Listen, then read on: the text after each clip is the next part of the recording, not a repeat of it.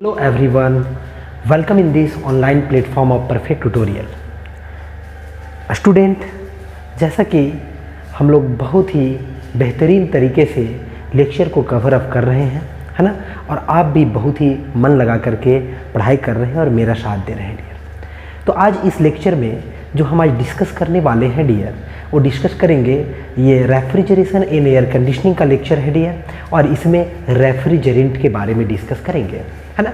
Refrigerant अभी तक आप जो है VCRS, VARS साइकिल मतलब vapour compression refrigeration cycle, vapour absorption refrigeration cycle जिसमें अमोनिया वाटर, है ना, लिथियम ब्रोमाइड वाटर सिस्टम, ये सब सारा जो सिस्टम है डियर, ये एक्चुअली में पूरा कंप्लीट कर चुके हैं डियर।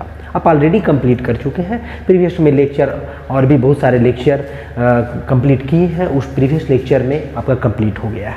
अब जो है यहाँ पे इस लेक्चर में रेफ्रिजरेंट का प्रॉपर्टीज पढ़ना है डियर। हम आपको ना बार बार जैसे कि VCRS यूज किए या फिर VARS यूज किए, तो VARS में तो खैर रेफ्रिजरेंट और एब्जॉर्बेंट भी होता था, है ना, रेफ्रिजरेंट और एब्जॉर्बेंट भी होता था। लेकिन VCRS में there is no absorbent, only refrigerant is used. हम वहाँ पे बार बार आपको बोले कि रेफ्रिजरेंट लिखते थे डियर, इवापोरेटर में आपको लिख करके दिखाते थे कि रेफ्रिजरेंट। एक्चुअली में रेफ्रिजरेंट जो फील होता है ना, वो कंप्रेसर में होता है एक्चुअली में, है ना। लेकिन आपको दिखाते थे, मान लीजिए यहाँ पे है, आपको समझाने के लिए हम चीज़ों को यूज करते थे डियर। तो रेफ्रिजरेंट के बारे में ये भी बताते रहते थे कि हम आगे आने वाले लेक्चर में आपको रेफ्रिजरेंट का क्या प्रॉपर्टी होता है, कैसा बिहेवियर होना चाहिए, ये सब के बारे में क्लियरली आपको हम बताएंगे। तो आज हम वही करने जा रहे हैं डियर, जैसा कि हेडिंग आपको बना देते हैं रेफ्रिजरेंट।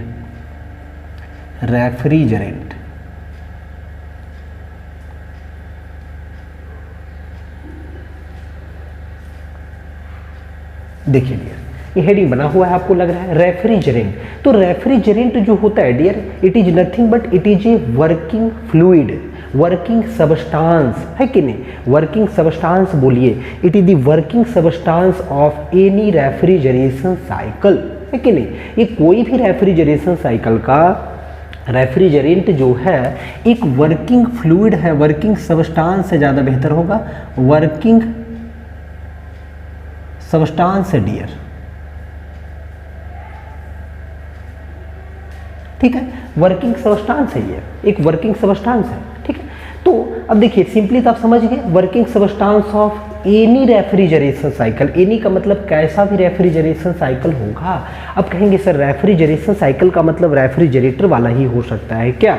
एयर कंडीशनिंग, देखिए एयर कंडीशनिंग जो सिस्टम है डियर, वो भी आपका VCRS, उसके अलावा भी बहुत सारे कंपोनेंट लगे रहते हैं। खैर एयर कंडीशनिंग में जब आएंगे, लेकिन वहाँ भी रेफ्रिजरेंट ही होता है डियर। जैसे आप मान लीजिए कार में, कार का AC में, वहाँ भी रेफ्रिजरेंट यूज किया जाता है डियर। अब सुने होंगे, है ना, ये रेफ्रिजरेंट को वहाँ पे ये कॉम्प्रेस्ड फॉर्म में होता है डियर, कॉम्प्रेस्ड फॉर्म में उसको फिल करना होता है। खैर चलिए, तो रेफ्रिजरेंट के बारे में पढ़ते हैं, जो कि वर्किंग सबस्टांस है। ये सिंपल तरीके से आप समझ गए। आपके मन में आ रहा होगा कि सर कुछ बातें बताइए, जैसे इसमें हम डेजिग्नेशन वगैरह भी पढ़ेंगे। डेजिग्नेशन का मतलब होता है नॉमेनक्लेचर, नॉमेनक्लेचर करेंगे डियर। उसको हम कैसे आखिर नामकरण, मतलब ये लिखा जैसे R11 लिखा हुआ रहता है ना। R11 जो है एक रेफ्रिजरेंट है डियर, जो यूज किया जाता है आपका सेंट्रल एयर कंडीशनिंग सिस्टम में यूज किया जाता है डियर। ऐसे ही R12 होता है डियर, जो डोमेस्टिक रेफ्रिजरेटर में यूज किया जाता है डियर। R22 होता है डियर, जो कि विंडोज एयर कंडीशनिंग सिस्टम में यूज करते हैं। तो आप कहेंगे सर R-22, R-12, R-11 ये सब क्या है। तो देखिए डियर, अब इसी लेक्चर में अब वो जो आपका जो पहले हम ये सब भी बताते रहते थे, तो डेजिग्नेशन अब यहाँ पे सीख लेंगे। R वगैरह वाला फ्रीयन ग्रुप का रेफ्रिजरेंट होता है डियर, और फ्रीयन ग्रुप का रेफ्रिजरेंट को R11 को आखिरकार हम कैसे केमिकल फार्मूला में रिप्रेजेंट करेंगे। How to represent by the help of chemical formula, where carbon, fluorine, chlorine, ये सब जो भी है चीज़ें वहाँ पे रहेगा डियर कंपाउंड में, है ना, जो भी कंपाउंड बनेगा। तो खैर वो डेजिग्नेशन का पार्ट है, ये डेजिग्नेशन पढ़ेंगे। अभी यहाँ पे जो है हम स्टार्ट करते हैं और आपको बतलाते हैं जो रेफ्रिजरेंट वर्किंग सबस्टांस है। तो वर्किंग सबस्टांस ये आखिर कितनी टाइप का होता है, कितनी तरह का होता है, थोड़ा बेसिक से स्टार्ट करते हैं, यानी कि टाइप्स ऑफ, उसके बाद आपको डेजिग्नेशन बताएंगे डियर, फिर बाद में जो है वो प्रॉपर्टीज बताएंगे, ठीक है। Types of refrigerant, types of refrigerant dear, देखिए इसका जो टाइप होता है there are basically two types. एक होता है, आप लिख लीजिएगा, there are basically two types of refrigerant. First one is primary, इसको बोलते हैं dear primary refrigerant, primary refrigerant. और एक और होता है सेकेंडरी रेफ्रिजरेंट। सबसे पहले प्राइमरी रेफ्रिजरेंट पढ़ लेते हैं। तो देखिए इसको लिखने के लिए बहुत ही सिंपल है dear, it is the working substance, it is the working substance of any refrigeration system। ये क्या है? It is the working substance of any refrigeration system. अब ये रेफ्रिजरेशन सिस्टम में क्या करता है? अब देखे होंगे डियर, इवापोरेटर के बाद जाता है कंप्रेसर में, कंप्रेसर से आपका कंडेंसर में, कंडेंसर से आपका एक्सपेंशन वाल्व में, और फर्दर फिर यानी ये साइक्लिक प्रोसेस करता रहता है। अब देख चुके हैं प्रीवियस लेक्चर में ऑलरेडी कि ये साइकिल में चलता रहता है। तो क्या लिख सकते हैं क्या? विच अंडरगोज, है कि नहीं, विच undergoes cyclic process and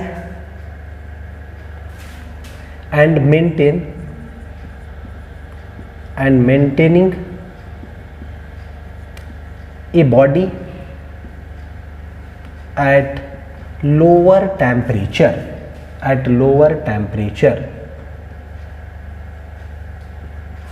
than surrounding।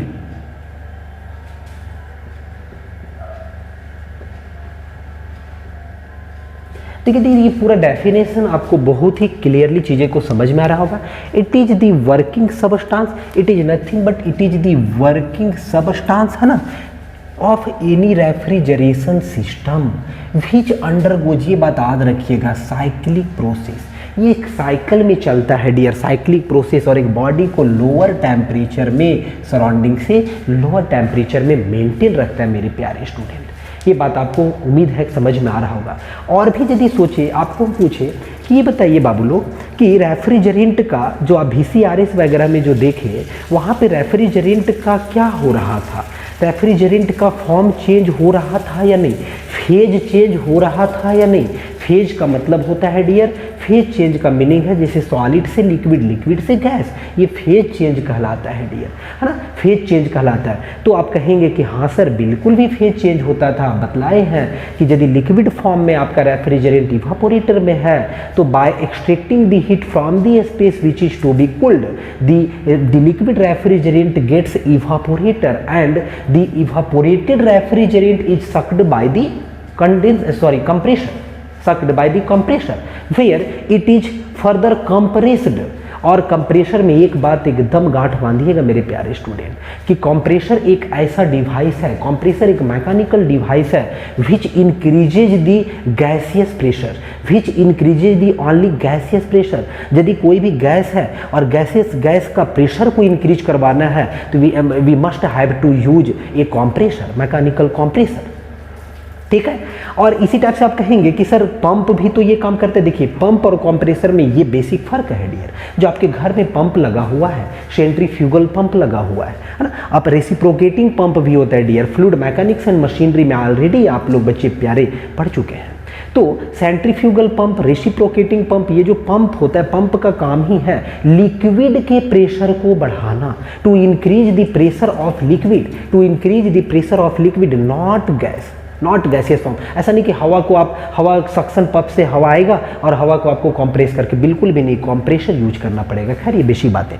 तो यहाँ पे आपके मन में आ रहा है कि सर यहाँ पे जब फेज चेंज हो रहा है तो फेज चेंज कैसे हो रहा है? हम आपको एक बात और भी बतलाए थे, TS diagram, PH diagram, each and every portion जो है वो क्लियर कर चुके हैं VCRS का। प्रीवियस लेक्चर आप प्रीफर करें, समझ में आएगा। वहाँ पे आपको बतलाए हैं कि इवापोरेटर के अंदर में जो है वो लिक्विड रेफ्रिजरेंट गैसियस में चेंज हो जाता है, वेपर में चेंज हो जाता है। एक एजम्पशन था सैचुरेटेड वेपर में चेंज हो जाता है। तो ये सैचुरेटेड वेपर में चेंज होता है, लेकिन क्या होता है, तो यहाँ पे एक बात और भी बतलाए हैं डियर कि लेटेंट हीट काम करता है। लेटेंट हीट का मतलब होता है गुप्त ऊष्मा। आप सुने होंगे लेटेंट हीट, सेंसिबल हीट, हम भी बतलाए भी चुके हैं आपको डियर, ठीक है। तो लेटेंट हीट का मतलब होता है कि हीट है ना, कोई भी सबस्टांस को आप हीट प्रोवाइड कर रहे हैं और वो क्या है अपना फेज चेंज कर दे विदाउट चेंजिंग इनटू टेम्परेचर। जैसे 100 degree celsius water, 100 degree Celsius मतलब क्या हो जाए, 100 डिग्री सेल्सियस यदि वाटर जो है 100 डिग्री सेल्सियस में किस में कन्वर्ट हो जाए, वेपर में कन्वर्ट हो जाए, तो वाटर से वेपर में कन्वर्ट हो गया, लेकिन टेम्परेचर 100 ही है मेरे प्यारे student. 0 degree Celsius ice, 0 degree celsius water, है ना, 0 degree Celsius ice, 0 degree celsius water. Ice जो है सॉलिड फॉर्म में है, वाटर लिक्विड फॉर्म में है, फेज चेंज हो गया बट 0 डिग्री ही है, there is no change in temperature. तो इस तरह का हीट को बोलते हैं latent heat, latent heat, okay, latent heat, ठीक है। लेकिन यही सेंसिबल हीट का मतलब क्या होता है, जब भी आपका क्या हो, फेज चेंज ना हो लेकिन टेम्परेचर चेंज हो। जैसे मान लीजिए डियर 10 डिग्री सेल्सियस में आपके पास वाटर है, आप उसको गर्म करने लगे, वो हो गया उसका temperature 80 degree celsius, 80 degree celsius, लेकिन 80 डिग्री सेल्सियस का जो फॉर्म है वो हॉट वाटर है dear, hot water is also the liquid, है कि नहीं। और एक 10 डिग्री सेल्सियस था, उसके कंपैरिजन में कोल्ड था, तो ये भी लिक्विड था, तो लिक्विड से लिक्विड ही रहा। There is no change in temperature, there is no change in phase but temperature change occurs. तो हियर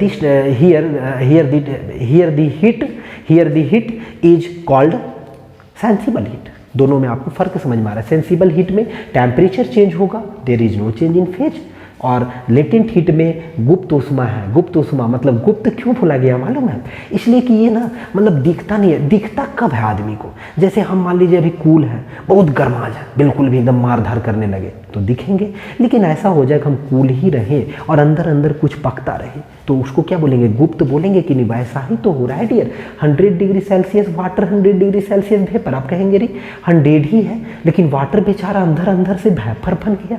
धीरे धीरे कब वेपर बन गया, या फिर 0 डिग्री सेल्सियस आइस जो कि सॉलिड फॉर्म में था, और 0 डिग्री सेल्सियस वाटर भी होता है, तो कहेंगे कि सर आइस जो सॉलिड था वो लिक्विड कब बन गया, लेकिन टेम्परेचर में कुछ फर्क ही नहीं पता, हमको पता ही नहीं चल पाया। खैर डियर आप समझ पा रहे हैं, इसीलिए उसका नाम लैटेंट हीट दिया गया।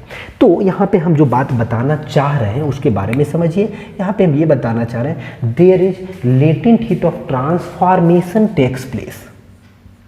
देयर इज, ये बात याद रखिएगा, there is latent heat of transformation, latent heat of transformation, है ना, टेक्स प्लेस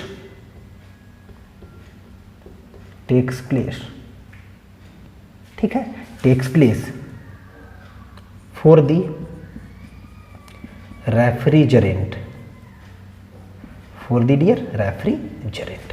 डियर अब उम्मीद करते हैं समझ में आ रहा है। कुछ एग्जाम्पल आपको बतला देते हैं, एग्जाम्पल का हम नॉमेनक्लेचर करेंगे जस्ट इसी लेक्चर में। एग्जाम्पल है डियर, जैसे कि आपका हो गया R11, इसको यूज किया जाता है डियर सेंट्रल एयर कंडीशनिंग में, सेंट्रल एयर कंडीशनिंग सिस्टम में, ठीक है। R11 ये इसको बोला जाता है फ्रीयन ग्रुप का रेफ्रिजरेंट। ये फ्रीयन ग्रुप का आगे फर्दर आपको ये सब चीज़ें सीखने को मिलेगा, फिर भी आपको अभी कंफ्यूजन ना हो, इस लेक्चर को देखेंगे आपको लगेगा ये सब क्लियर नहीं हुआ, इसलिए आप थोड़ा लिख लें फ्रीयन ग्रुप रेफ्रिजरेंट। अब क्या होता है, क्या फ्रीयन ग्रुप में R लगा हुआ रहता है, इतना बात आप समझिएगा। फ्रीयन ग्रुप रेफ्रिजरेंट किस ग्रुप का है, तो फ्रीयन ग्रुप का है। अब देखिए और ऐसे ही होता है डियर, R12 भी होता है। ये सब का नॉमेनक्लेचर करेंगे डियर। इसका केमिकल कंपाउंड, केमिकल फार्मूला क्या होता है, केमिकल फार्मूला R11 का। R11 से कुछ पता चल नहीं रहा है, इसमें कार्बन है, क्या है, हाइड्रोजन है, हीलियम, मतलब क्या है एक्चुअली में, हाइड्रोजन हीलियम नहीं होता डियर, कार्बन फ्लोरीन क्लोरीन ये सब का होता है। खैर उसको हम नॉमेनक्लेचर में बताएंगे।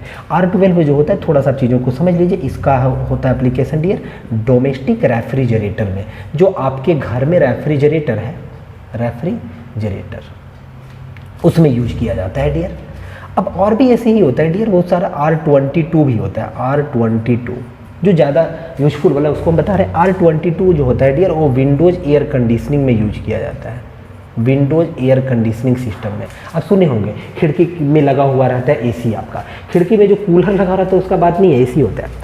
और भी होता है डियर R134, देखिए ये बहुत ही बेहतर सा रेफ्रिजरेंट है। R134 को बोला जाता है dear eco friendly refrigerant. What is the eco friendly refrigerant, हम फर्दर चीज़ों को समझेंगे।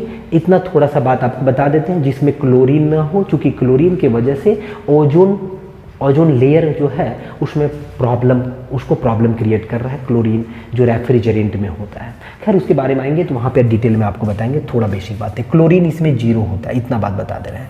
ये क्या है, इको फ्रेंडली कहलाता है, eco friendly refrigerant. Eco friendly refrigerant है डियर, लिख लीजिएगा अच्छे से, इको फ्रेंडली रेफ्रिजरेंट। अब R134 भी इको फ्रेंडली है, सबका यही है डियर, उसको यूज करते हैं। ठीक है, इसके लिए कुछ अलग सा कुछ नहीं है। आप इको फ्रेंडली यूज करना चाहते हैं डोमेस्टिक में, R134 यूज कर लीजिए, उसी में क्लोरीन सिर्फ नहीं रहेगा, बस यही है। तो कुछ एग्जाम्पल से आपको समझ में आ रहा है कि क्या चीज़ें हो रहा है, किसको प्राइमरी रेफ्रिजरेंट हम लोग बोल रहे हैं। अब देखिए डियर, आप कहेंगे कि सर जब आप 2 टाइप का बताए हैं तो एक प्राइमरी हो गया तो एक और होगा। हाँ डियर बिल्कुल भी, एक और जो होता है ना उसका नाम है सेकेंडरी रेफ्रिजरेंट। थोड़ा आपको बता देते हैं secondary refrigerant, what is the secondary refrigerant. Secondary refrigerant जैसे आपका water dear, water secondary refrigerant है। जैसे ब्राइन सॉल्यूशन है ना, ब्राइन सॉल्यूशन इटसेल्फ ये secondary refrigerant works as a secondary refrigerant. Why works as a secondary refrigerant, आपके दिमाग में ये चलेगा डियर। देखिए क्या होता है, प्राइमरी का मतलब नाम से ही, एज नेम सजेस्ट, प्राइमरी है ना, प्राइमरी मतलब एकदम मेन आदमी, जैसे होता है ना हम प्राइमरी हैं, कोई सेकेंडरी है, यानी कि कहीं का मेन आदमी को आप प्राइमरी बोल सकते हैं, तो ये मेन हो गया। सेकेंडरी का मतलब हुआ कि उसको जो है वो प्राइमरी के हेल्प से पहले कूल करना पड़ता है और फर्दर हम जिस स्पेस को कूल करना चाहते हैं वहाँ पे यूटिलाइज किया जाता है। जैसे वाटर है डियर, वाटर को आप क्या है रेफ्रिजरेटर में रखिए, जिस रेफ्रिजरेटर में R12 रेफ्रिजरेंट यूज किया जा रहा है, R12 is your primary refrigerant my प्यारे स्टूडेंट। अब R12 प्राइमरी को यूज करके हम जो वाटर रेफ्रिजरेटर में रखे हैं वाटर को हम क्या करेंगे, ठंडा करेंगे। वाटर एकदम ठंडा हो गया, बर्फ बन गया मान लीजिए। अब उस बर्फ का जो है वो यूज करेंगे हम कहीं पे, कहाँ पे आप देखेंगे, गांव घर में डियर, गांव घर में पहले बचपन में आप देख चुके होंगे है ना, थोड़ा सा अब क्या एडवांस हो रहा है लेकिन फिर भी अभी भी है डियर। गांव में अब साइकिल पे जो है वो आपको आइसक्रीम बेचने के लिए आते हैं लोग, है ना, आइसक्रीम। तो आइसक्रीम बेचने के लिए आते हैं तो अपने साथ रेफ्रिजरेटर कैसे लेकर आएगा डियर, उसको आपको रेफ्रिजरेटर चलाने के लिए इलेक्ट्रिसिटी चाहिए, तो क्या करता है, सेकेंडरी रेफ्रिजरेंट यूज करता है डियर। क्योंकि रेफ्रिजरेंट का काम है कूल करना, कूल करता है, एक बॉडी के टेम्परेचर को लोअर मेंटेन रखता है। यहाँ पे हम लिखे भी है डियर, है ना, बॉडी एट लोअर टेम्परेचर, तो लोअर मेंटेन रखता है। तो क्या करता है, बर्फ डाला हुआ रहता है, देखिएगा किनारे से बर्फ डाला हुआ रहता है और ये दिन भर के लिए काम कर जाता है डियर। तो वहाँ पे जो बर्फ हुआ वो वाटर का ही फॉर्म है ना डियर। अब बर्फ बना कैसे, तो बर्फ बना है by using the primary refrigerant. Brine solution dear, brine solution भी वैसा ही होता है डियर, पहले ब्राइन सॉल्यूशन को कूल किया जाता है by using the primary refrigerant, then it is further utilised for the space which is to be cold. Okay, तो अब देखते हैं नेक्स्ट डियर कि what is the secondary refrigerant, note down करते हैं। तो इसको रिमूव करते हैं माय प्यारे स्टूडेंट, चलिए।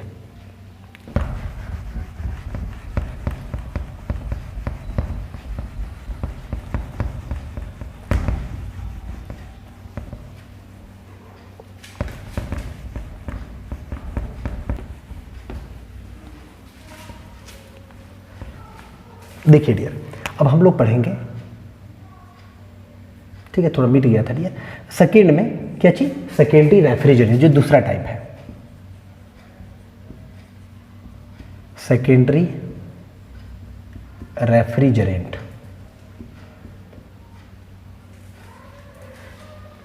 देखिए क्या लिखेंगे, those refrigerants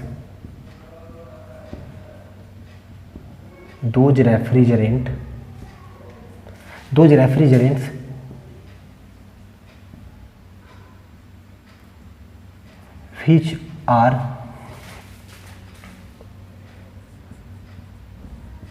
firstly cooled by using primary refrigerant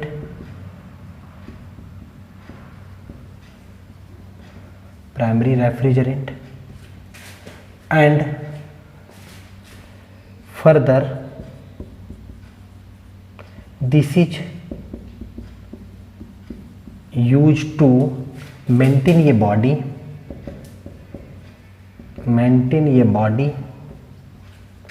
at lower temperature than surrounding.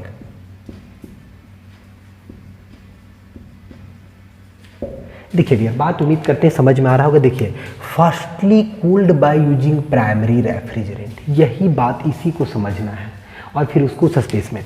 तो देखिए इसका एग्जांपल जो होता है बहुत ही सिंपल है डियर। इसका एग्जांपल वो होता है जैसे कि वाटर हो गया आपका, है ना, वाटर हो गया, या फिर क्या हुआ, ब्राइन सॉल्यूशन।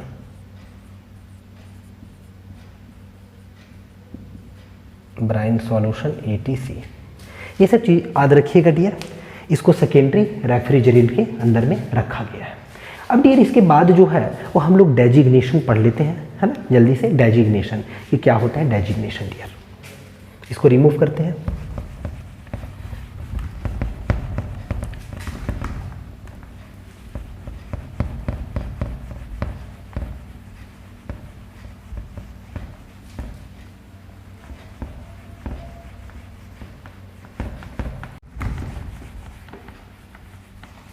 तो चलिए डियर, अब जो है वो डेजिग्नेशन आपको जैसा कि बताए हैं, तो डेजिग्नेशन या जिसको नॉमेनक्लेचर भी बोलते हैं डियर, ये बहुत ही इंपॉर्टेंट है डियर। कंपटीशन के लिए भी एकदम अच्छे से सभी बच्चे एकदम अच्छे से पढ़ करके याद रखेंगे, ये बहुत इंपॉर्टेंट है। डेजिग्नेशन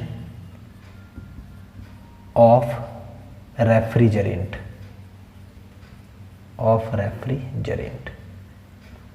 रेफ्रिजरेंट्स, डेजिग्नेशन या फिर इसी को बोलते हैं डियर नॉमेनक्लेचर याद रखिएगा। नॉमेनक्लेचर मतलब नामकरण किसी का जैसे पैदा होता है डियर, तो उसका नाम देते हैं कि नहीं, कुछ ना कुछ, तो वही है डियर डेजिग्नेशन या नॉमेनक्लेचर। ठीक है। रेफ्रिजरेंट क्या होता है, वर्किंग सबस्टांस होता है, या फिर इसको ना बहुत बार लिखा हुआ रहता है, कोई दिक्कत नहीं, फ्लूइड ही तो होता है, क्योंकि फ्लो करता है ना, तो वर्किंग सबस्टांस का मतलब आप वर्किंग फ्लूइड से भी लिख सकते हैं, वर्किंग फ्लूइड। ठीक है, वर्किंग फ्लूइड, क्योंकि सबस्टांस में क्या आएगा, सॉलिड, लिक्विड, गैसियस आएगा, है ना। तो ये एक्चुअली फ्लूइड होता है जो कि फ्लो कर सकता है, क्योंकि पाइप से फ्लो भी तो करता है, तो ये फ्लूइड होता है जनरली। सबस्टांस में ये सॉलिड वाला पोर्शन नहीं होता है, ये आप समझिए। खैर कोई दिक्कत नहीं, वर्किंग सबस्टांस लिखिए, वर्किंग फ्लूइड लिखिए, उतना प्रॉब्लम नहीं। डेजिग्नेशन ऑफ रेफ्रिजरेंट नॉमेनक्लेचर, देखिए ये डेजिग्नेशन जो किया जाता है ना, वो फर्स्टली आपका पहला तरीका, मान लीजिए आपका हम केस ए लिखे, केस ए, तो यह केस फर्स्ट में क्या है, if the refrigerant is saturated hydrocarbon, if the refrigerant is saturated, आप सुने होंगे dear, saturated hydrocarbon. Saturated hydrocarbon का मतलब होता है डियर, सैचुरेटेड हाइड्रोकार्बन का मतलब क्या होता है, कार्बन कार्बन के बीच में जो है वो सिंगल बॉन्ड बनना चाहिए। कार्बन कार्बन के बीच में कितना बॉन्ड, सिंगल बॉन्ड, सिंपल बात। तो कार्बन कार्बन के बीच में सिंगल बॉन्ड, इसके पास कितना होता है डियर, कार्बन का 4 वैलेंसी होता है, ये बात आप याद रखे हैं, इतना बात ऐसे समझिए। तो ये सैचुरेटेड हाइड्रोकार्बन होता है, इसका यहाँ पे मीनिंग नहीं है डियर, कुछ और है।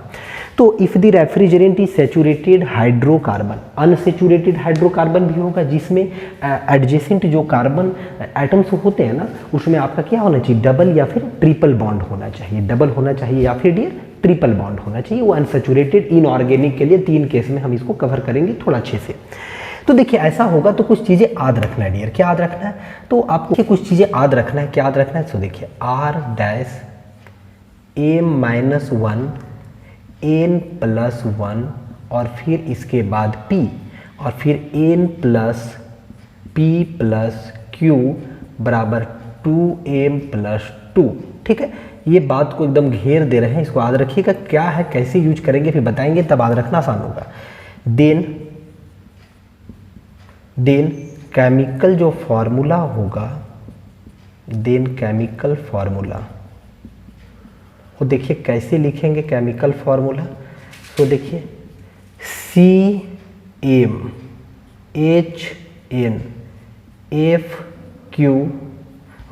Fp और Cl Q। ये याद रखिएगा, ये जो होगा डियर ये होगा आपका केमिकल फार्मूला, जहाँ पे जो C है वो क्या है, कार्बन है, विजिबल है डियर, C कार्बन है, H जो है वो क्या है, हाइड्रोजन समझ जाइएगा, F क्या है तो फ्लोरीन है डियर, और Cl क्या है तो क्लोरीन है। यानी कार्बन, हाइड्रोजन, फ्लोरीन, क्लोरीन मिलकर के केमिकल फार्मूला बन रहा है, एक कंपाउंड बन रहा है ना, एक कंपाउंड बन रहा है। ये कंपाउंड समझ में आ रहा है। यहाँ पे MnPq जो है डियर वो आपका कहाँ पे रहेगा, जैसे C2 लिखते हैं, इसका मतलब M के जगह 2 है, ऐसा। खैर अभी आप समझिए इस चीज़ को, पूरे को आप अच्छे से उम्मीद करते हैं कि देख पा रहे हैं, सही से आपको चीज़ें समझ में आ रहा है डियर, ठीक है। तो अब हम इस चीज़ को क्लियरली समझते हैं कि क्या हो रहा है, कैसे आखिर यूज करेंगे, हाउ टू यूज, इसको समझिए, हाउ टू यूज। देखिए हाउ टू यूज में कुछ हम एग्जाम्पल लेते हैं डियर, पहले यहीं पे आपको इको फ्रेंडली वाला कॉन्सेप्ट भी जो है ना वो बहुत ही अच्छे से क्लियर हो जाएगा। जैसे कुछ एग्जाम्पल लेते हैं, जैसे एग्जाम्पल में मान लीजिए लिए R11, इसका कहाँ यूज करते हैं, सेंट्रल एयर कंडीशनिंग में भी आपको बताए थे। तो R11 को कैसे यूज करना है, R लिखा हुआ है और डैश है डियर, डैश, इसको डैश पढ़िएगा, 11 1 है, तो देखिए R के बाद डैश है, A-1 एक साथ, N+1 एक साथ, P, यानी 3 चीज़ें हैं। इसका मतलब इसको इक्विवेलेंट यदि कोई लिख दे R011, कोई दिक्कत नहीं है, ये काम आपको करना पड़ेगा अपने से। सो यहाँ से आप समझिए 0, तो 0 के जगह पे क्या है डियर, A-1, 0 के जगह पे कितना है, A-1, यानी कि A-1 इज इक्वल टू 0। देखिए रिलेट कीजिए, A-1 के शुरुआत में क्या है 0 और फिर अगेन क्या है 1, तो 1 क्या, N+1 के लिए N+1 बराबर कितना 1, और फिर लास्ट में क्या है P, तो P के जगह पे कितना लास्ट में 1 और P बराबर कितना 1। अब यहाँ से जो है डियर वो आप इजीली जो है देखिए यहाँ से फाइंड कर सकते हैं, आप इजीली फाइंड कर सकते हैं, इतना तो आप सभी बच्चे जानते हैं ना, M इज इक्वल टू कितना आएगा, M-1 बराबर 0, तो M इज इक्वल टू 1 आएगा, और यहाँ से N इज इक्वल टू कितना आएगा, तो N इज इक्वल टू 1, इधर यानी 0 होगा ना, इधर 1 जाएगा तो, और P इज इक्वल टू 1 है ही यहाँ पे, ठीक है। अब यदि हम इससे जो भी वैल्यू फाइंड हुआ है वो इसमें पुट करेंगे, यहाँ पे डायरेक्ट चीज़ों को समझिएगा, इस बात को याद रखिएगा, इसमें पुट करेंगे। जैसे देखिए क्या क्या पता चल गया, M, N और P पता चल गया, तो क्या Q नहीं निकल जाएगा, Q नहीं निकल जाएगा। देखिए ये सपोज कीजिए इसको 1 मानते और इसको क्या मानते 2, तो ज़्यादा अच्छा होता है। बाय यूजिंग, इधर लिख देते हैं डियर, बाय यूजिंग इक्वेशन 2,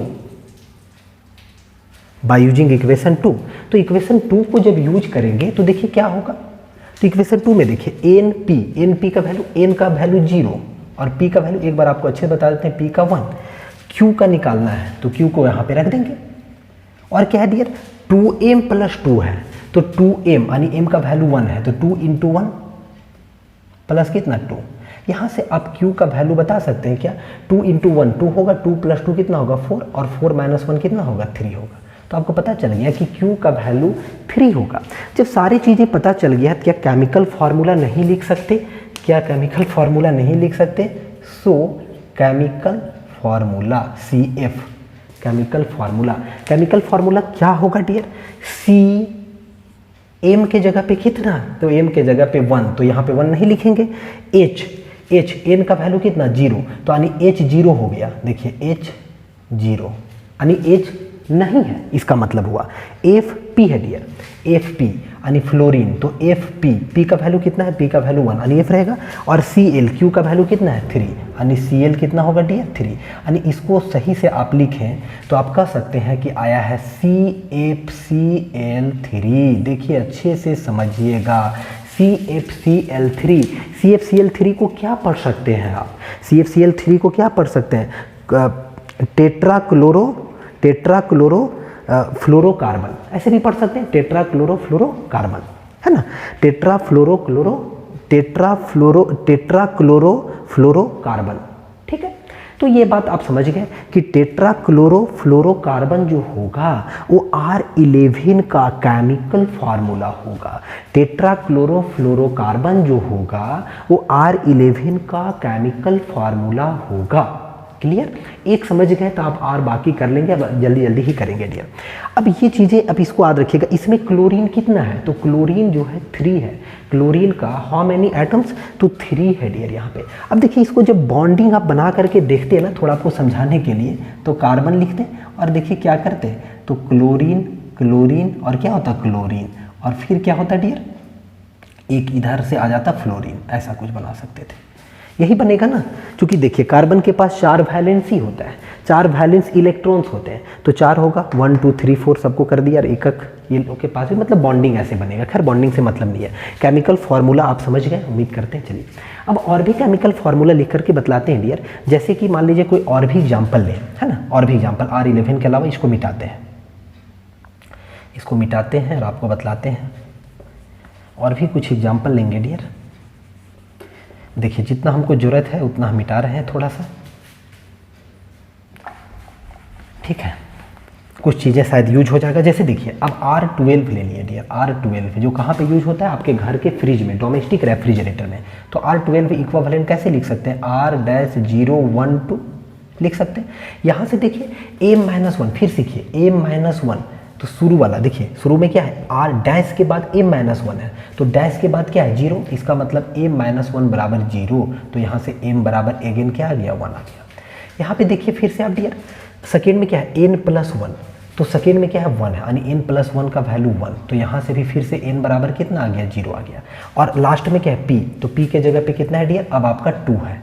तो ये बात आप समझ गए यहाँ से, है ना, यानी कि ये चीज़। अब यहाँ से आप जब समझ गए तो इक्वेशन 2 को यूज करके आप यहाँ पे कर सकते हैं क्या, N के जगह पे कितना 0, तो 0 प्लस P के जगह पे कितना NPQ है, P के जगह पे कितना है, तो P को देखिए 2 है और Q क्या है निकालना है, और 2 इंटू M 1 है, और प्लस क्या होगा 2, तो यहाँ से Q का वैल्यू जो निकलेगा डियर 4 होगा, और 4 में 2 घटाएंगे कितना आएगा 2 आएगा, Q का वैल्यू 2 आएगा। अब आप इजीली कह सकते हैं केमिकल फार्मूला जो होगा, केमिकल फार्मूला केमिकल फार्मूला जो होगा कितना होगा C, है ना। देखिए M का वैल्यू कितना है 1, तो 1 ही रहने देंगे। N का वैल्यू कितना है 0, फिर से तो हाइड्रोजन को हटा दीजिए, और फ्लोरीन P का वैल्यू कितना है 2, यानी कि F2, और क्लोरीन कितना होगा dear, this one is your chemical formula, this one is your chemical formula. अच्छे से देखिए dear, this one is your chemical formula CF2Cl2, CF2Cl2, देख पा रहे हैं CF2Cl2, ध्यान से समझिएगा, CF2Cl2 आया। अब देखिए और भी यूज कर सकते हैं, पहला वाला का क्या आया था CFCl3 आया था, CFCl3, है ना। अब देखिए और भी बनाते हैं, जैसे कि देखिए एक इधर आप साइड में लिख दीजिएगा, आपको हम बताएंगे कि क्यों लिख रहे हैं। R11 का कितना आया था डियर, तो R11 का CFCl3, दिख पा रहा है आपको सभी बच्चे को, यही आया था ना। R12 का कितना आया था, ताकि आपको याद रहे, गलती ना करें, CF2Cl2। अब R मान लीजिए 22 का निकालें, तो 22 का कितना आएगा जरा देखिए, तो 22 का चेक करके, 22 का, ठीक है, जहाँ पे जो जरूरत पड़ेगा उसको फिर से लिख देंगे। देखिए 22 का देखिए R22, नेक्स्ट, तो 22 को क्या लिख सकते हैं R022 लिख सकते हैं, इतना बात समझ लें। तो M-1 फिर से 0 हो गया, यानी M का वैल्यू फिर से कितना आ गया 1, और N+1 का वैल्यू देखिए अब 2 आएगा डियर, क्योंकि सेकेंड पोजीशन में N+1 है और सेकेंड में आपका क्या है 2 है, तो N+1 का 2, तो N बराबर कितना होगा, N बराबर -1 होगा। बात समझ में आ रहा है, 2 माइनस इधर जाएगा, सॉरी -1 नहीं 1 होगा। P बराबर कितना, तो P बराबर फिर से 2, तो P का वैल्यू तो 2 है ही, चलिए रहने दीजिए। यानी यहाँ से पता चल गया P का वैल्यू, N का वैल्यू और M का वैल्यू, ये तीनों पता चल गया। ये तीनों पता चल गया तो इस इक्वेशन में रख दीजिए। सेकेंड में N का वैल्यू कितना है 1 है, अब 0 नहीं है 1 है, और P का वैल्यू कितना है, तो P का वैल्यू 2 है, और Q निकालना होता है, और क्या होगा 2 इंटू 1 प्लस 2, है ना। तो यहाँ से Q का वैल्यू कितना निकलेगा, ये 2 प्लस 2 कितना होगा 4, तो 4 में आप 3 को घटाएंगे, यानी 4 माइनस 3, तो कितना आएगा 1 आएगा। यहाँ से आपको समझ में आ रहा है। इसलिए आप केमिकल फार्मूला यदि लिखेंगे डियर, बारीकी से कर रहे हैं, तो केमिकल कितना होगा C, M का वैल्यू होता है 1 है, एच का वैल्यू, एन का वैल्यू कितना है, यहाँ पे एन का वैल्यू 1 है, यानी एच होगा, एन का वैल्यू 1 है, एन का वैल्यू 1 है, इससे पहले 0 आ रहा था। एफ का, पी का वैल्यू कितना है, तो पी का वैल्यू 2 है, और सी एन कितना होगा, बस यही। ये जो वैल्यू देख रहे हैं ये केमिकल फार्मूला है, यानी कि आप इसको क्या लिख सकते हैं, CHF है ना, CHF2 Cl। देखिए कार्बन के पास 4 वैलेंसी होता है डियर 1। अब इसके लिए यदि बॉन्डिंग भी आप बना के देखें ना, तो इसके लिए जो बॉन्डिंग देखिए, ये बॉन्डिंग फर्स्ट के लिए बनाए थे, ये बात नहीं कि सभी में आप लिख दें। इसके लिए यदि बॉन्डिंग बनाएंगे आप तो पता है कैसे बनेगा, सी होगा, एक मान लीजिए हाइड्रोजन हो गया, कहीं पे आपका फ्लोरीन हो गया, दो ऐसे कहिए, और एक आपका क्या हो जाएगा, क्लोरीन हो जाएगा, बन जाएगा। तो देखिए सारा सेचुरेटेड हाइड्रोकार्बन ही है, जितना भी केमिकल फार्मूला निकल करके आ रहा है वो सारा सेचुरेटेड हाइड्रोकार्बन ही है डियर। अब देख पा रहे हैं भली भांति अच्छे से। अब देखिए और भी कुछ एग्जाम्पल लेते हैं, और भी जैसे R134 लेकर के देखते हैं, R134 का कितना आता है। देखिए डियर मिट गया, मिटा ही देते हैं R134, इसको भी मिटा देते हैं क्योंकि ये इसके लिए ही था, ठीक है। R134 देखिए डियर 134। अब देखिए 134 डायरेक्ट ही है ना, 3 लेटर है, तो सो आप क्या लिख सकते हैं, m-1 का वैल्यू कितना आ गया 1, पहला लेटर 1 है और पहला क्या डैश के बाद m-1, तो यहाँ से आपको पता चल रहा है कि m बराबर कितना हो जाएगा, इधर से 1 जाएगा तो यानी 2 हो जाएगा, ये माइनस में है तो प्लस हो जाएगा ना, और n+1 बराबर कितना होगा, n+1 बराबर सेकेंड में कितना है 3, तो n बराबर कितना आएगा 3 - 1 यानी कि 2 होगा, और p बराबर कितना आएगा डायरेक्ट 4 होगा। ये बात आप समझ रहे हैं। अब यहाँ पे चीज़ों को रखिए, तो n का वैल्यू कितना है, n का वैल्यू 2 है, प्लस p का वैल्यू कितना है, p का वैल्यू देखिए यहाँ पे 4 है, और प्लस q निकालना होता है, 2 × m, m का वैल्यू अब 2 हो गया, और प्लस कितना 2, फॉर्मूला में रख देना है, तो कितना हो गया 6 + q इज इक्वल टू 2 × 2 कितना होगा 4, 4 + 2 कितना होगा 6 होगा। यहाँ से देखिए डियर क्लियरली आप देख पा रहे हैं कि q का वैल्यू 0 आया है, ये इंपॉर्टेंट है डियर, q का वैल्यू 0 आया है। सो यहाँ पे हम इसका ऊपर लिख रहे हैं डियर, ऊपर में आप नीचे ही लिखिएगा सो केमिकल फार्मूला, ताकि आपको अच्छे से दिखे, ये एक स्पेशल है डियर, इसीलिए आप नीचे नहीं लिख रहे हैं। केमिकल फार्मूला कितना होगा, C होगा कि नहीं होगा, m का वैल्यू कितना आया है 2, तो C2 लिखेंगे, n का वैल्यू कितना आया है, n का वैल्यू भी आया है 2, तो H2 लिखेंगे, C2H2 है ना। और फिर क्या होता है, Fp होता है, Fp तो फ्लोरीन का कितना p का वैल्यू कितना है 4, और क्लोरीन का वैल्यू कितना है डियर 0। देखिए क्लोरीन का वैल्यू कितना है 0 है, इसको बहुत गौर से देखिए, क्लोरीन को तो और गौर से देखिए कि क्लोरीन कितना है 0 है, क्लोरीन का वैल्यू कितना है 0 है। इसको यदि आप बॉन्डिंग में बनाएंगे तो कैसे बनेगा, C बनेगा है ना, H2 है, मान लीजिए H2 बन गया, 2H बन गया, F2 भी है डियर,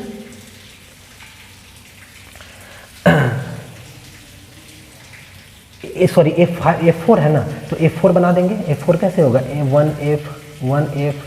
1F और एक इधर F वाले बना दिए, बन गया ना। देखिए ये सेचुरेटेड हाइड्रोकार्बन ही सिंगल बॉन्ड ही है, कार्बन कार्बन के बीच में सिंगल बॉन्ड ही है, डबल बॉन्ड ट्रिपल बॉन्ड नहीं है। तो आप इसको देखिए ध्यान से, क्लोरीन 0 है, मतलब यहाँ पे अब आपको हम इधर बतलाते हैं, इसको मिटा रहे हैं डियर, आपको हम समझाते हैं क्या हो क्या रहा है इसमें, कितना बड़ा कहानी हो रहा है इसमें। देखिए इसको आप जो लिख रहे थे ना, इसको आप कॉपी में लिखिएगा सारे को एक साथ। देखिए यहाँ पे हम जो लिखे हैं R134, वो R134 का क्या है, तो C2H2F2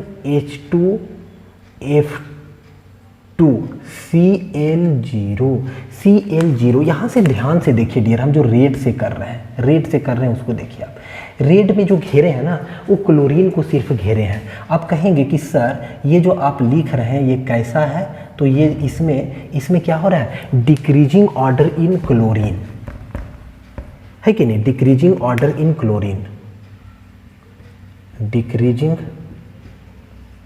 order of chlorine, decreasing order of chlorine atom. देखिए तो क्या हो गया, डिक्रीजिंग ऑर्डर में पहले 3 था, फिर 2 हुआ, फिर 1 हुआ, फिर 0 हुआ। इंटरेस्टिंग है, ये 0 हो गया। 0 का मतलब क्लोरीन नहीं है। अब क्लोरीन जिसमें भी नहीं होगा, if there is no chlorine, if there is no chlorine, if there is no chlorine, if there is no chlorine present, the refrigerant, एकदम ये बात को याद रखिएगा, the refrigerant is called eco friendly refrigerant, eco friendly refrigerant dear, एकदम गांठ बांध लीजिए, इको फ्रेंडली रेफ्रिजरेंट। देखिए क्यों ऐसा होता है ना कि क्लोरीन जो है वो ओजोन लेयर को प्रॉब्लम क्रिएट करता है डियर, क्लोरीन जो है ओजोन लेयर को। अब ओजोन लेयर क्या होता है, तो ओजोन लेयर जो है वो हमारा अल्ट्रा वायलेट रे जो इमिट होता है सन से, उससे प्रोटेक्ट करके रखता है, नहीं तो स्किन कैंसर वगैरह का चांसेस है, उससे हमको प्रोटेक्ट करके रखता है। ये बात आप जानते हैं। स्ट्रेटोस्फेयर में होता है ना, स्ट्रेटोस्फेयर में क्या होता है, ओजोन लेयर होता है जो अल्ट्रा वायलेट रेज जो कि सन से इमिट होता है उससे हमको प्रिवेंट करके रखता है, बचा करके रखता है, एक चादर जैसा फैला हुआ है। अब क्या करता है ना कि ये क्लोरीन जो है, जो कि आपका क्लोरीन किस में है, तो रेफ्रिजरेंट में है। अब रेफ्रिजरेटर के जो कंडेंसर है मेरे प्यारे स्टूडेंट, तो कंडेंसर से बाहर रिलीज भी तो हो रहा है, कुछ रेफ्रिजरेंट जो है बाहर इमिट भी तो हो रहा है गैसियस फॉर्म में, कुछ रिजेक्ट भी तो हो रहा है कि नहीं, कुछ अमाउंट। तो जो रिजेक्ट हो रहा है वो कहाँ पे किसके साथ मिल रहा है, तो मिक्स हो जा रहा है एटमॉस्फेरिक एयर के साथ, कहने का मतलब एटमॉस्फेरिक गैसेस के साथ मिक्स हो जा रहा है।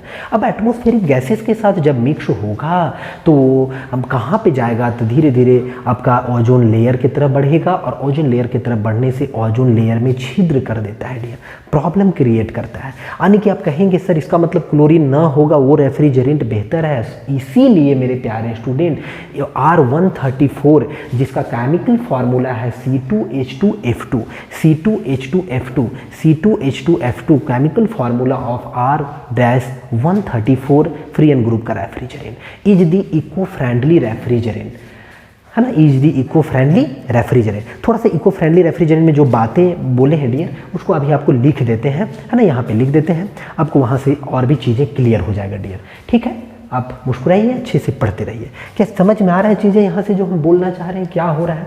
चलिए डियर, तो ठीक है, इसको अब मिटाते हैं और आपको इधर हम लिख करके बतलाते हैं डियर।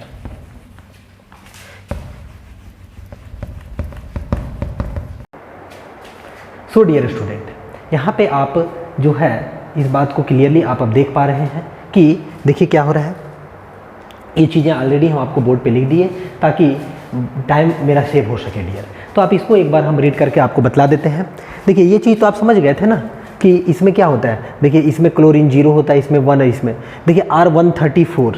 अच्छा डियर, R134 यहाँ पे कितना होता है डियर, F2 नहीं होता है डियर, F4 होता है। पहले केमिकल में निकाले थे यहाँ मिस्टेक से, बाय मिस्टेक, F4 होता है डियर, तभी तो बॉन्डिंग नहीं तो बन ही नहीं पाएगा।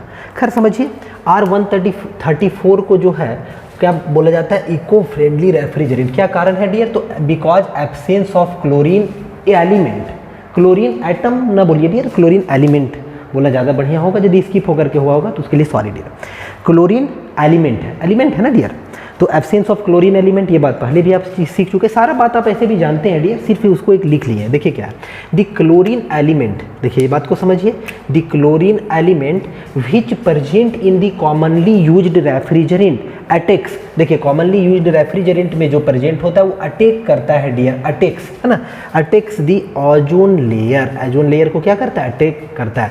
जो ओजोन लेयर कहाँ पे सिचुएटेड होता है, अभी बताए थे, स्ट्रेटोस्फेयर में होता है ना। अब क्या दिस ओजोन लेयर क्या करता है, तो फिल्टर्स करने का काम करता है हार्मफुल अल्ट्रा वायलेट रेडिएशन, जो कि कहाँ से इमिटेड होता है डियर, बाय द सन। ये बात समझ में आ रहा है, which is emitted by the sun and the chlorine element reduces the thickness of ozone layer. अब क्लोरीन क्या करता है, तो उसका थिकनेस को कम करता है, धीरे धीरे थिकनेस को कम करते करते छेद हो जाएगा कि नहीं।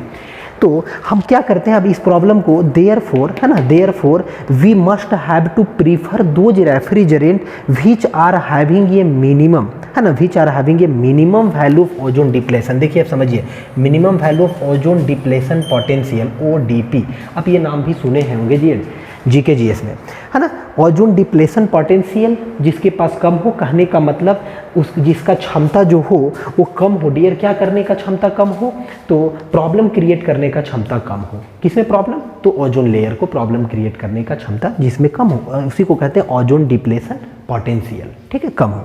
क्योंकि अब ऐसा नहीं कि 0 ही लेकर के चले, हो सकता है तो 0 ना भी हो, तो बेहतर, जैसे देखिए R11 से बेहतर R22 है, इसका मतलब आप कहेंगे कि सर R11 से बढ़िया R22 है, R11 से बढ़िया R12 है, इसमें कम से कम जो क्लोरीन एलिमेंट का है 2 ही एटम है, इसमें 3 है। बात सही है, कम से कम मिनिमम हो, क्लोरीन यदि हो भी तो कम से कम हो, नहीं हो तो बहुत बेहतर है।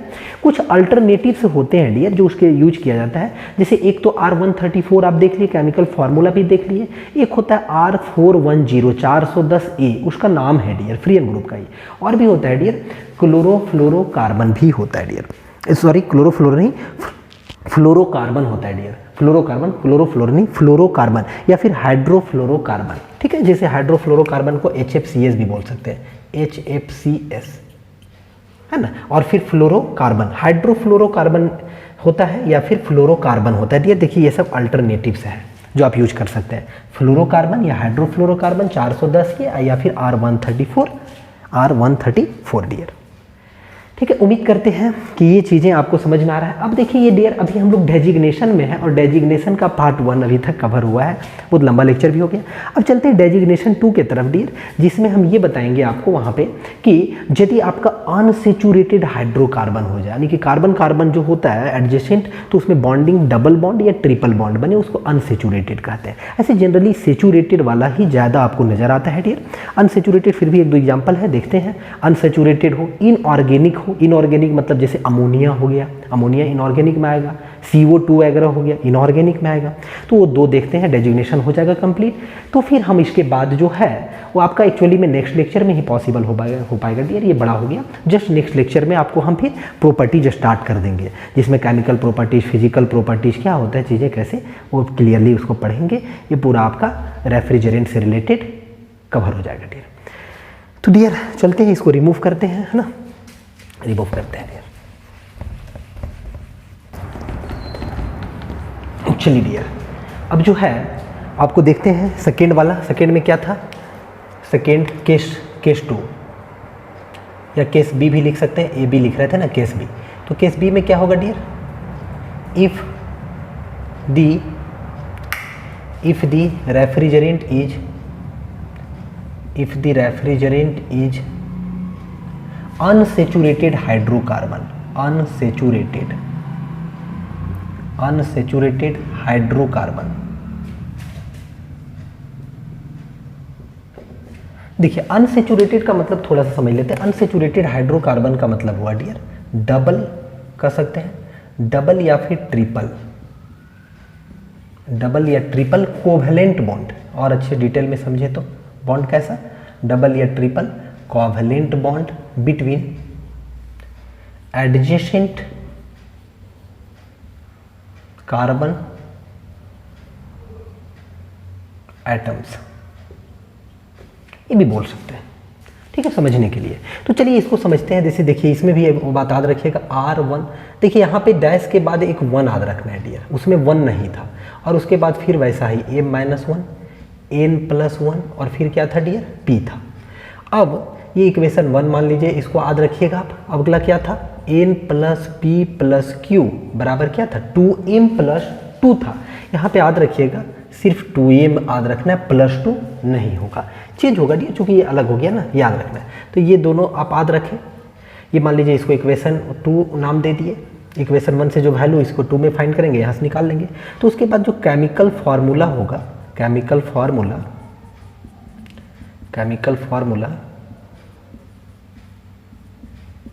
वो देखिए, केमिकल फार्मूला कैसे, पहले जैसा ही, CmHn, फ्लोरीन एलिमेंट P और क्लोरीन क्या होगा, Q। ये केमिकल फार्मूला है। जैसे कि एज फॉर एग्जांपल, एक एग्जांपल ले लें यहाँ पे हम, जैसे सपोज कीजिए R-1150, ठीक है। अनसेचुरेटेड तभी कहलाएगा जब डबल बॉन्ड बनेगा, ये बात भी ध्यान रखिएगा आप। तो R-1150, तो R-1150 को कैसे करेंगे, R है 1 2 3 4, 1 2 3 4 4 लेटर है, तो ये वाला यूज करेंगे। यानी 1 तो 1, तो वो तो ठीक है, रहने दीजिए। अब जो है यानी कि देखिए ध्यान रहे, डैश के बाद 1 ही होना चाहिए, डैश के बाद 1, डैश के बाद 2 वगैरह रहेगा तो नहीं होगा, ऐसे 2 वगैरह होता नहीं है, ठीक है। तो आप याद रखिएगा ये बात। उसके बाद M-1, तो M-1 की जगह पे क्या रखेंगे, तो M-1 सेकेंड वाला है ना, तो M-1 की जगह पे 1 रखेंगे। आप समझदार बच्चे हैं। M = कितना होगा, 2 हो जाएगा। और फिर देखिए थर्ड लेटर को देखिए, थर्ड में क्या है n+1, थर्ड में क्या है 5, तो यानी कि n+1 कितना होगा बराबर 5, तो n+1 बराबर 5 यानी कि n बराबर कितना, n इज इक्वल टू कितना होगा 4 हो जाएगा। अब देखिए 4 वाला को देखिए यानी p को, तो 4 में क्या है 0 यानी p बराबर कितना है डियर 0, ये बात। तो इसलिए केमिकल फार्मूला का यदि जिक्र किया जाएगा डियर, केमिकल फार्मूला, तो what will be the chemical formula for this freon group of refrigerant dear, तो Cm, तो C लिखेंगे यानी कि कार्बन एलिमेंट, ठीक है। तो कार्बन और कार्बन लिखने के बाद M का वैल्यू कितना है 2, तो C2 लिखेंगे, H लिखेंगे यानी हाइड्रोजन, तो N का वैल्यू कितना है, N का वैल्यू कितना है 4, देखिए ना ध्यान से, N का वैल्यू, M का वैल्यू 2, N का वैल्यू 4, हम अपने से कुछ नहीं कर रहे हैं। फ्लोरीन P का वैल्यू कितना है 0, तो P का वैल्यू जब 0 हो गया तो यानी कि इसमें आप लिख सकते हैं फ्लोरीन कितना 0, और फिर क्लोरीन Q का वैल्यू, तो Q का वैल्यू जरा देखिए, तो Q का वैल्यू कैसे निकालें, Q भी निकाल लीजिए यहाँ पे इक्वेशन 2 में पुट करके, N वगैरह का, N का वैल्यू 4 है, डायरेक्ट कर रहे हैं, या फिर ऐसे लिख देते हैं by putting the value of, शायद आपको समझ में नहीं आए, the value of M, N and P in equation 2, देखिए क्या किए, दूसरा इक्वेशन में पुट किए, तो N का वैल्यू कितना 4 प्लस P का वैल्यू कितना 0 प्लस Q का value is equal to 2 into M का वैल्यू कितना 2, तो यहाँ से Q का वैल्यू कितना निकल के आ जाएगा 4 और इधर से ही 4 जाएगा, यानी कि Q का भी वैल्यू कितना 0, यानी P भी 0 और फिर साथ ही साथ Q भी 0, यानी यहाँ ये भी क्या होगा डियर 0। अब कहेंगे कि सर जब 0 हो गया इसका मतलब वो नहीं है, इसका मतलब केमिकल फार्मूला जो हुआ डियर वो कितना हुआ C2H4 हुआ, C2H4 हुआ, इसको अच्छे से घेर लीजिए, C2H4 is the chemical formula for R-1150। अब C2H4 को जरा देखिए तो डियर ध्यान से, C2H4 को, तो C2H4 का यदि आप बनाएंगे ना तो पता है कैसे बनेगा इसका, देखिए ऐसे C double bond C, H4 है 1 2 3 4,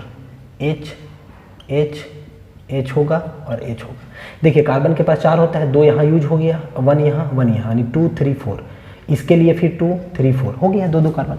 तो देखिए यहाँ पे आप देख पा रहे हैं क्लियरली कि C2H4 जो है अनसेचुरेटेड है, क्योंकि अनसेचुरेटेड का मतलब डबल या फिर ट्रिपल बॉन्ड, डबल या, आप सुने होंगे dear alkane group, alkyne group, alkene group, ये सब है ना। अल्केन में क्या होता है, अल्केन में आपका सिंगल बॉन्ड होता है, अल्केन अल्काइन अल्कीन, ये तीनों, ये सब चीज़ें आपका केमिस्ट्री वगैरह में आप चीज़ें सुने होंगे बॉन्डिंग वगैरह में। तो खैर यहाँ से केमिकल फार्मूला C2H4 आया जो कि अनसेचुरेटेड हाइड्रोकार्बन है। तो नॉमेनक्लेचर उम्मीद करते हैं अनसेचुरेटेड के लिए, सेचुरेटेड के लिए आप अच्छे से समझ रहे हैं डियर। एक लास्ट जो बच रहा है छोटा सा, वो है इनऑर्गेनिक के लिए, if the refrigerant is inorganic, है ना, या if the refrigerant is inorganic compound. तो इनऑर्गेनिक कंपाउंड मतलब अमोनिया हो गया, SO2 हो गया, CO2 हो गया, वाटर हो गया डियर, एयर हो गया डियर, ये सब होगा। तो उसमें देखते हैं कि क्या होता है लास्ट आपका डियर, यानी कि KC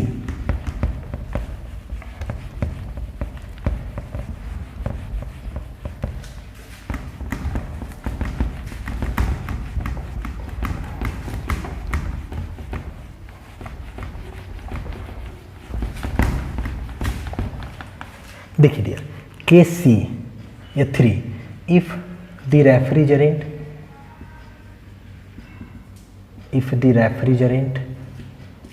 is inorganic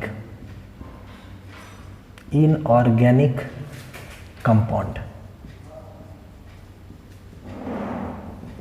देखिए क्या लिखा हुआ इनऑर्गेनिक, ठीक, वो सब ऑर्गेनिक था एग्जाम्पल के लिए।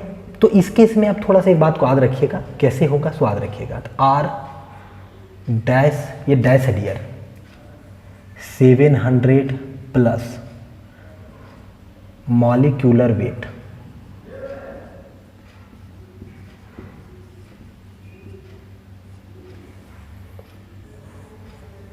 ये डेजिग्नेशन है। अभी आपको बताएंगे यूज करके कैसे क्या हो रहा है, ठीक है, कैसे यूज करते हैं आपको हम बतलाते हैं डियर। जैसे कि एज फॉर एग्जाम्पल के लिए मान लीजिए आपका है अमोनिया NH3, तो अमोनिया को जो है वो कैसे लिखेंगे फ्रीएन के रूप में, ऐसे अब फ्री एन लिख लेंगे तो उसके बाद आप उसको केमिकल फार्मूला में भी लिख सकते हैं। खैर जरूरत नहीं है, केमिकल फार्मूला नहीं लिखना है, अमोनिया को ही फ्री एन में लिखना है। तो इस फॉर्म में कैसे लिखेंगे, है ना, कैसे आपको बदलाएंगे, ये बदलाए या फिर ये बदलाए, अमोनिया को ही रिप्रेजेंट करेगा। तो देखिए सबसे पहले 700 तो रहेगा, तो R-700 प्लस मॉलिक्यूलर वेट, तो इसका मॉलिक्यूलर वेट कितना होगा डियर, MW मॉलिक्यूलर वेट। आप कहेंगे सर N का होता है 14, है ना, प्लस H का कितना होगा 3, यानी कि कितना होगा 14 प्लस 3 17, यानी कितना होगा यहाँ पे 17, यानी कितना होगा डियर, इसको कैसे लिख लेंगे, तो इसको लिखेंगे R-717। आपको समझाते हैं, जैसे कि CO2 हो गया, तो CO2 के लिए क्या लिखेंगे, तो R-700 प्लस मॉलिक्यूलर वेट यहाँ पे लिखना पड़ेगा। तो मॉलिक्यूलर वेट पहले इधर निकाल लीजिए, तो मॉलिक्यूलर वेट बराबर कितना होगा। तब देखिए कार्बन का कितना होता है, कार्बन का एटॉमिक नंबर 6 होता है ना, तो उसका डबल होता है, लगभग डबल होता है ना, तो कितना होगा 12 प्लस इसका कितना होता है 8, तो 8 का डबल 16 और 16 इंटू 2 कितना होगा 32, और इज इक्वल टू कितना होगा ये डियर 44 होगा। तो यहाँ पे क्या प्लेस पे पुट कर देंगे 44 पुट कर देंगे, तो ये इज इक्वल टू कितना आएगा, यानी R-744 आएगा। ये R है डियर, R है, कोई दिक्कत उम्मीद करते नहीं हो रहा होगा। और भी एग्जाम्पल लीजिए, जैसे कि मान लीजिए एयर ले लिए, एयर में क्या होगा R-700 प्लस डायरेक्ट लिख देते हैं 29, कारण है कि एयर का जो मॉलिक्यूलर वेट होता है डियर 29 होता है, ये बात आप सभी बच्चे याद रखिएगा। एयर का मॉलिक्यूलर वेट आप याद किए होंगे 29 होता है डियर। तो कितना हो जाएगा डायरेक्टली आप देख पा रहे हैं R-729, ठीक है। ऐसे ही आप SO2 वगैरह का भी लिख सकते हैं डियर, ये सब की कैसा है तो इनऑर्गेनिक में आता है डियर। उम्मीद करते हैं कि जो आपका नॉमेनक्लेचर और फिर टाइप्स ऑफ रेफ्रिजरेंट का जो एक पूरा लेक्चर हुआ, ये अच्छे से आपको बहुत ही बढ़िया से समझ में आ रहा होगा डियर, हम उम्मीद कर रहे हैं। अब जो है नेक्स्ट लेक्चर में जैसा बताए हैं आपको डिस्कस करेंगे क्या, तो रेफ्रिजरेंट का प्रॉपर्टीज के बारे में डिस्कस करेंगे डियर नेक्स्ट लेक्चर में। सो डियर आप बहुत खुश रहें, थोड़ा भी प्रॉब्लम है आप दोस्तों के साथ वीडियो को शेयर करते रहें डियर, ताकि आपके दोस्त भी कुछ बेनिफिट्स ले सकें, जो हम बतला रहे हैं मैक्सिमम से मैक्सिमम स्टूडेंट तक रीच कर सकें डियर, और मैक्सिमम से मैक्सिमम स्टूडेंट हमारे बातों को कुछ समझ सकें डियर, है ना। तो आप खुश रहिए डियर, बहुत ज़्यादा खुश रहिए, और वीडियो को देखते रहिए, अच्छे से समझते रहिए, पढ़ाई को बहुत कंटिन्यू रखिए डियर, घबराना नहीं है, बिल्कुल भी घबराना नहीं है dear. So dear thank you for watching.